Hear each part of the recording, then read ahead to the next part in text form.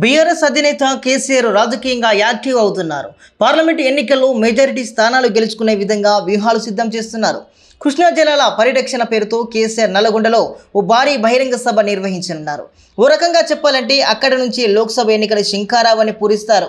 దీనిపై మహబూబ్ నగర్, రంగారెడ్డి, ఖమ్మం, నల్గొండ జిల్లాల ప్రతినిధులతో సమీక్ష నిర్వహించారు. కృష్ణా జలాల అంశంపై పోరాటంపై నేతలకు దిశానిర్దేశం చేశారు.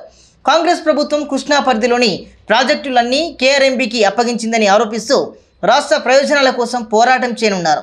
కాంగ్రెస్ ప్రభుత్వ వైఫల్యాలను ఎండగడుతూ తెలంగాణ విషయంలో ఆ పార్టీ చిత్తశుద్ధిని ప్రజల్లోకి తీసుకుపోయేలా ఉద్యమ కార్యాచరణను సిద్ధం చేశారు.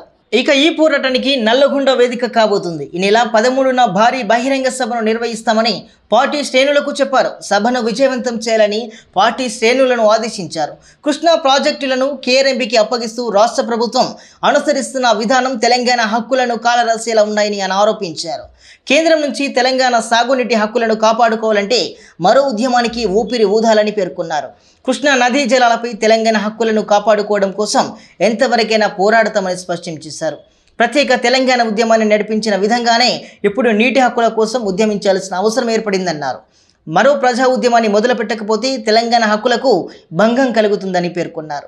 ఉద్యమాన్ని విజయవంతం చేయాల్సిన బాధ్యత ప్రతి బీఆర్ఎస్ కార్యకర్తపై ఉందని దిశానిర్దేశం చేశారు. దీన్ని బట్టి చూస్తే వాటర్ వార్ను మొదలుపెట్టి లోక్సభ ఎన్నికల్లో మెజారిటీ స్థానాలను గెలుచుకోవాలని పెద్ద ప్లాన్ వేసినట్లు కనిపిస్తుంది. ఎన్నికల తర్వాత ఆరోగ్య కారణాల వలన ఇంటికి పరిమితమైన కేసీఆర్ ఇప్పుడిప్పుడే కోలుకుంటున్నారు. అసెంబ్లీ ఎన్నికల్లో ఓటమి, ఆ తర్వాత అనారోగ్యంతో కేసీఆర్పై సింపతి పెరిగింది. ఇలాంటి టైంలో రాష్ట్ర ప్రయోజనాల కోసం ఉద్యమాన్ని చేపడితే లోక్సభ ఎన్నికల్లో 10కి పైగా స్థానాలు గెలుచుకోవచ్చని కేసీఆర్ వ్యూహంగా కనిపిస్తుంది.